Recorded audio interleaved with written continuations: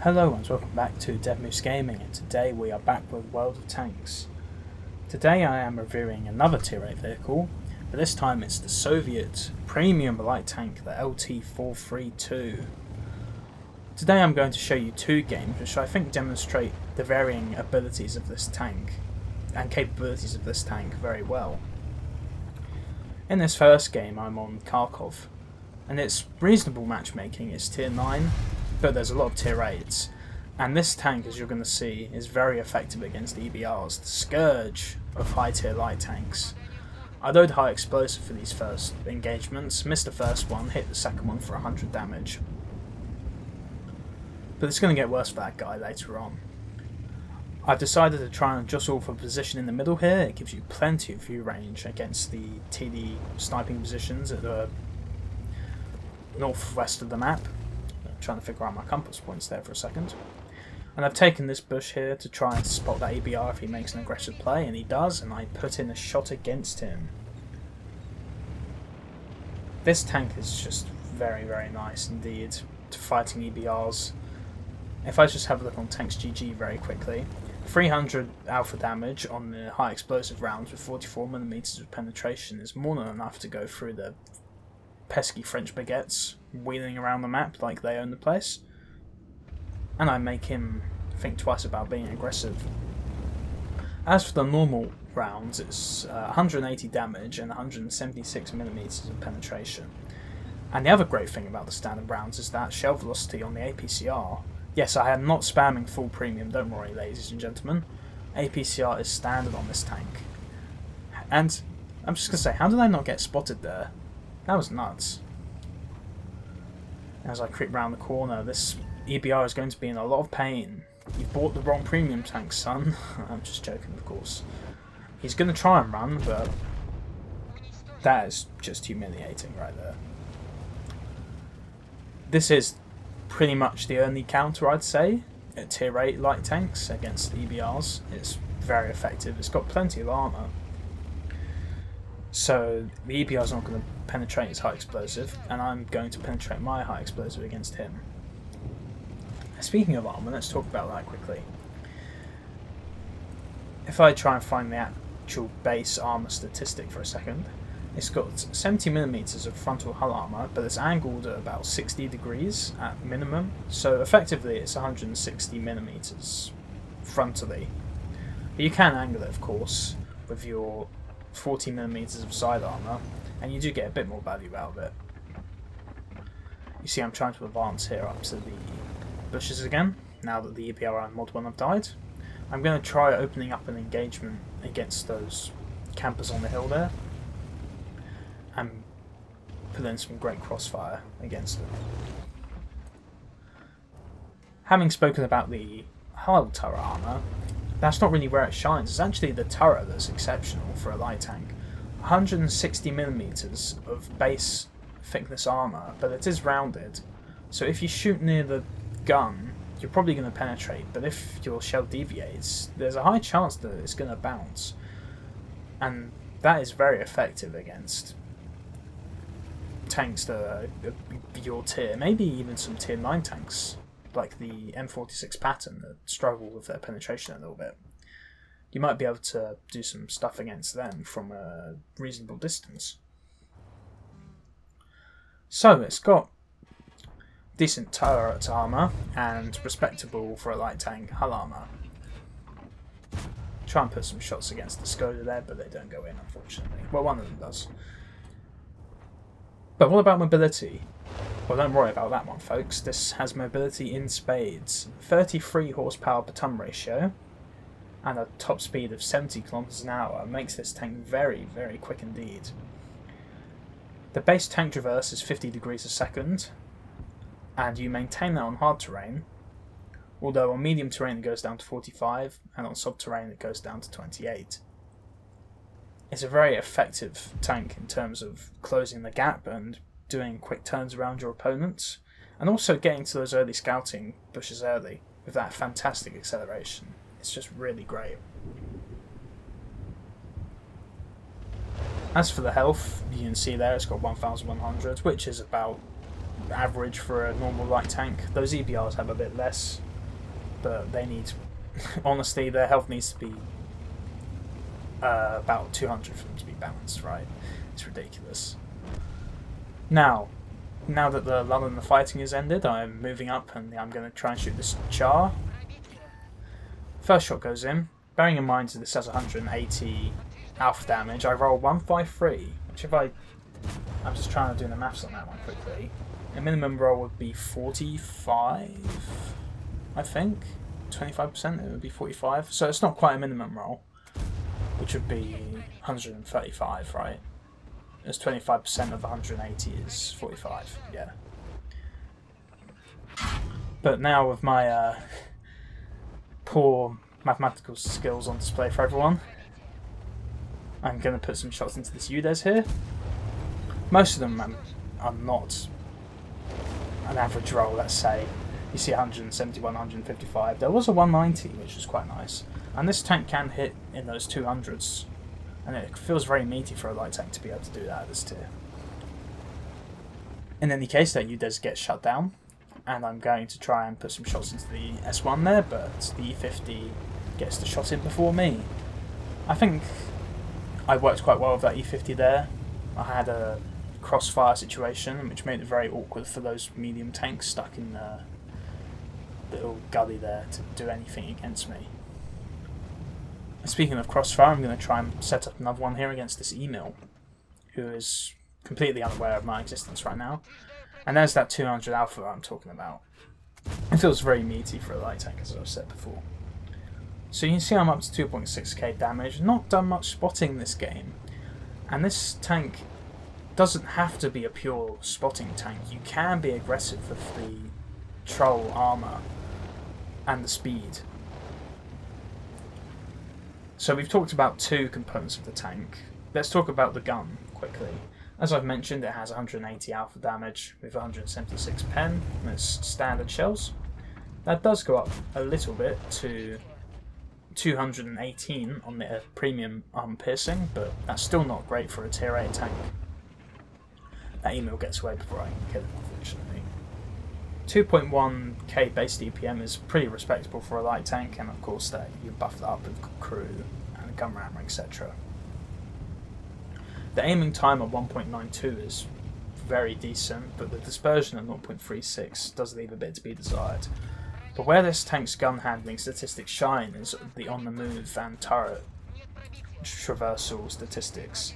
0.1 on moving and traverse and 0.08 on turret traverse means that you can put in shots that you really shouldn't be putting in on the move. And that's very effective if you're trying to run away from something. As you see here though, the accuracy is failing me against that Pershing. I do put in a few solid shots, but some of them do bounce as well, unfortunately for me. That KB4 also showed you the lack of armor piercing penetration on that premium shell there. Couldn't go through its frontal armor with the premium shell. So that is a concern about this tank. You aren't going to have the penetration to just go straight through the frontal armor of heavy tanks, but it is a light tank, to be fair. It would be pretty overpowered if you could just dab that 2 key and go through. You see here I'm carrying a bit of fence along with me for the rides, but it does evaporate into the nothingness that is devoid of the wargaming maps. Great shame indeed. And we're hunting down this artillery that somehow both the E50 and me missed earlier.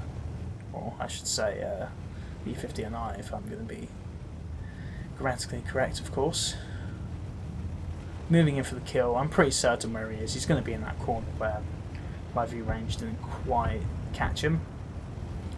I would be loading high explosive if I had it, but it was all used up, so I'm just going to stick with the normal shell. See on the move there, right into the track. That's a very nice shot actually. And our own artillery is on the ball and puts in the final blow. So that was a quick game for the LT-432 and tier 8 matchmaking. You can see that it's an effective brawler in its own right. It did over 3k damage in that short amount of time as well. With that being said, let's move on to the second game, which I think you're going to find is a bit more conventional for a light tank. Okay, so on the second game we are on Serene Coast on the South Spawn. Now for this light tank position, I have to give credit to Honest Gaming, or 06 Waltz for this one. I saw it on a video I watched of his, and you're going to see it's rather effective. It's very sneaky. A little tiny bush is enough to conceal this little tank. Immediately I've spotted the Gorilla and the STRV. It is worth noting that this is tier 10 matchmaking, so it's a little bit more unfavourable to me, but at the same time I am a scout, so I should be expected to persevere regardless. And you can see the armour at play there. That Gorilla clearly is aware of this position and how powerful it is, and he puts in a blind shot. But unfortunately for him, my armour prevails.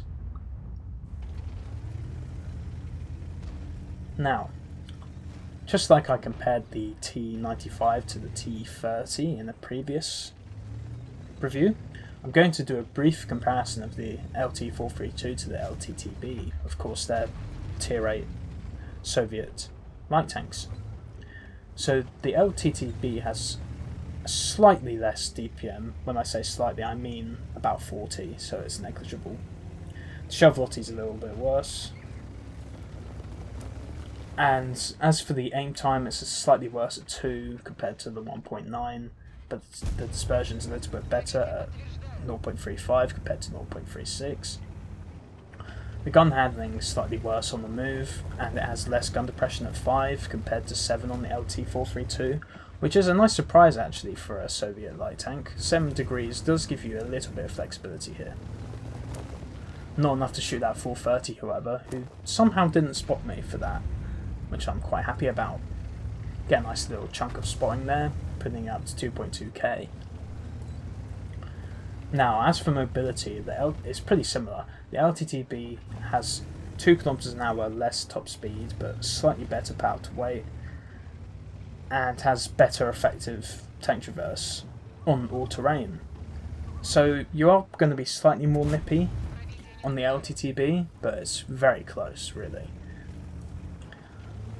The LT-432 has the armour I was talking about, and as you've seen, it can be rather effective. The LTTB really doesn't have armour to speak of, although its frontal hull armour can be quite troll. Now, one of the downsides of both of these tanks is the 380 metres of view range. That shot though, ridiculous. Yes, 380 view range is a bit mediocre, but with good crew and equipment, you can see that I've boosted it up to well over the maximum without even having to use the premium consumable, which of course is great. So I've been rather passive on this flank. The complete wall of tank destroyers behind me is something I've been trying to use to my advantage, and they have been doing some solid work against the enemy push here. We are winning the north slowly but surely as well. So that STRV gets spotted, I'm pinging the TVs to kill him, and sure enough the T95 slams in a lovely shot. And that frees me up a little bit to return to that position I was in when the time arises. For now, however, I'm going to try and see if I can spot anything that's moved up here. You see the object's actually trying to run away, and I put in a lovely little shot into him as he escapes. He does spot me for that though, but that's absolutely fine. And that's when this TVP just decides to sit still for me. Makes it very easy for me. And you can see the lovely shell velocity here coming into play. Put in 3 shots and actually crit him. I don't know why I critted. I mess up the 4th shot though a little bit. I was seeing that this had the potential to be a rather good game, so I was already getting a bit nervous. But it's 4-4, it's early days relatively. But I don't want to push into that, that'd be absolute suicide. As respectable as the armour on this tank is, it's not going to be enough against a T95 or a Kramwagen. So I return to the good old scouting position, wait a little while to make sure I'm not spotted, and go back into the bush, at which point I think, well, if nobody's going to shoot the gorilla, I was about to say gorilla there, gorilla I should say, if nobody's going to shoot the gorilla, I'll shoot him myself. The artillery's on the ball though, gets a solid shot there, but my one is not solid and misses completely, which is unfortunate. Line up a second one, but the gorilla disappears before it can be known whether it hit. So I'm about unsure of what to do here. The T110E3 is finally deciding to push up, which is fine. I understand why he was cautious. Putting another shot against the gorilla. He's really out of position here, but he is going to escape. At least for now. You can see the T95 is also trying to push up. And I'm aware of the fact that the Love is on low health and the T95's isolated, and if I can get around that T95, it's going to be very easy for me to get some extra damage here. I also see that the T95 shoots, so I see that as a perfect opportunity to drive into a wrecked tank. My driving is really poor, but I do manage to get around him. Completely missed that shot somehow, and initially I'm trying to go for the tracks for the assistance damage, but our E3 is having difficulties doing damage against him, so I decide to put one into his rear myself. Go for the track again though, and I'm lining up another shot. And this is where I load that high explosive again. I thought I was able to penetrate, but I was actually incorrect. I haven't got enough penetration. But I do 90 damage a shot because of the caliber of this gun, so I only really lost out on one shot's worth of damage, so it could have been worse. This flank is now completely free for me to push up, and I'm going to try putting in some crossfire against the remaining tanks on their team. So this has been more of an assistance heavy game than the previous one. I've got 3.2k assistance and 1.8k raw damage, which is very respectable, I'd say. I would be showing you the game I had for me to complete the T55A Light Tank 15 mission, which I believe is 7,000 combined damage in a light tank, but unfortunately, because of Wargaming's terrible replay systems, I can't show you that because the replay's out of date. I have tried downloading the previous patches, but it takes so long because there aren't really any people seeding it. So I haven't been able to do that, unfortunately. But these two games have made quite a nice replacement, to be honest. Try putting some shots into the ISU there. Some of them just disappear completely, others bounce, but I do get a couple solid ones. He turns to me, so I retreat, put in a meaty shot, and I believe that's actually the last shot of damage I put in this battle. But that's not going to stop me from trying to do what a light tank should do and scout. T-34 is running to the edge of the map here. Can't really penetrate that turret very easily. If I took the shot now, I think it would pen, but I didn't want to get spotted. He turns his turret towards me, so unfortunately that one does not go through. Trying desperately to put in some shots here, but it's really not working out for me. But it's going to get to the point where I think, oh, I might as well push the E4. Let's see what the E4 is going to do. He is moving up, but I'm not going to penetrate an E4, and I don't hit him anyway. But now the T-34 is alone, I feel this is an opportune moment to attack. So I'm moving in for the kill here. There's really nothing he can do. Put one into the tracks. He repairs for some bizarre reason, and he dies. So I don't get the assistance for that, which is a little bit of a shame. So, with this second replay over, I think it's probably a good idea to show you the post-game statistics for these two games.